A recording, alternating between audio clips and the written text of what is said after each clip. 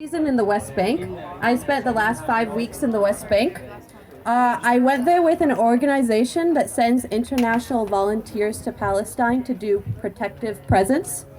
The idea is that the Israeli military will behave better with international observers around and while on camera. Will they still do terrible things with us there? Yes. But the idea is they do terrible things less often when international activists are present. You might have heard of Aishna Ajiji. She was an American activist in the West Bank who was shot and killed by an Israeli sniper in September. She was volunteering with the same organization as I went with, doing the same thing I did. A month after the Israeli military murdered her, I followed in her footsteps to travel to the West Bank and show up for the Palestinians and stand in solidarity with them, saying to the Israelis, "You will not intimidate us, you will not stop us from coming."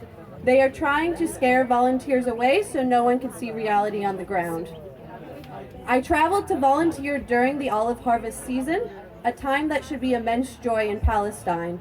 But under the Israeli occupation, it has become a reign of terror. Every day, a group of international activists would accompany Palestinian farmers to their olive groves, and every day the Israeli military or Israeli settlers would come and chase the Palestinians off their land under threats of arrest and extreme violence.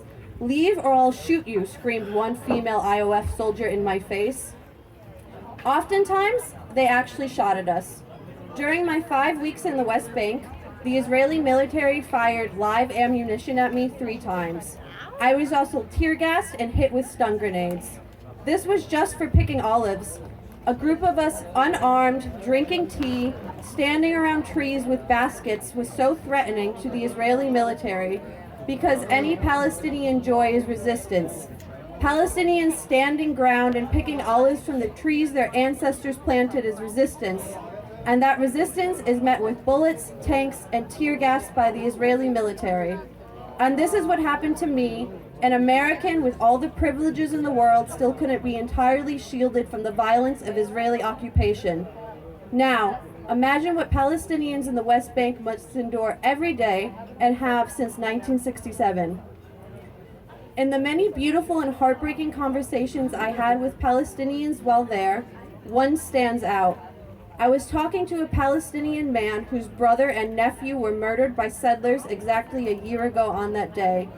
After finding out that I live in Egypt, he became distraught, yelling how the Egyptians were useless. I said they are scared to do anything. And he responded, "So we are scared and dying every day. Why is no one willing to risk anything for us?" I do not expect everyone to put their bodies on the line and travel there, and many are unable to go even if they wanted, limited by the strength of their passports and the colors of their skin. But do something, I want to scream it. I cannot comprehend the apathy. I cannot comprehend simply not caring that children are violently dying next door and not wanting to do something to stop it. Don't just throw your hands up in sorrow and accept it. We can't accept this as normal and carry our lives as we did before. Reject normalization. Reject waking up to news that another hospital was bombed and not reacting because it's become normal. The more we get used to this and accept it, the worse it will get. Keep your outrage. Stay angry. This is not the world we want to create, and we simply cannot accept this is just how things are. Before deciding to go to the West Bank, I thought long and hard of the words of Rachel Corrie, another American activist who was killed by the IOF in Gaza in 2003. This was one of the letters she wrote to her parents before being killed. She was 23. I want to read it as her words ring out true 2 decades later. In the words of Rachel Corrie, "This has to stop. I think it is a good idea for us all to drop everything and devote our lives to making this stop. I don't think it's an extreme thing to do anymore. I still really want to dance and have boyfriends and make comics, but I also want this to stop. I am disappointed this is the reality of our world. This is not at all what I asked for when I came into the world. This is not at all what the people in Palestine asked for when they came into this world." Shortly after writing this, the Israeli military ran Rachel Corrie over with a bulldozer and killed her when she was protesting home demolitions. I thought about her words over and over when deciding to go to the West Bank, about how we should all dedicate our lives to making this stop, and how it's unfair for the Palestinians to bear this burden alone. And then I see people who aren't willing to make sacrifices to making this stop, and I decided one day to not be one of them. I hope you all decide that in the same way.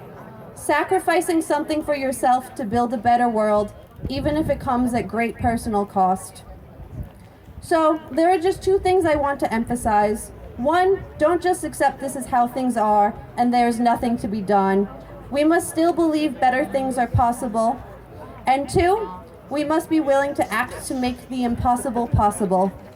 So, in the words of Macklemore in his Hymns Hall anthem, what are you willing to risk? What are you willing to give? What if you were in Gaza? What if those were your kids? You'd want the world to stand up. Thank you.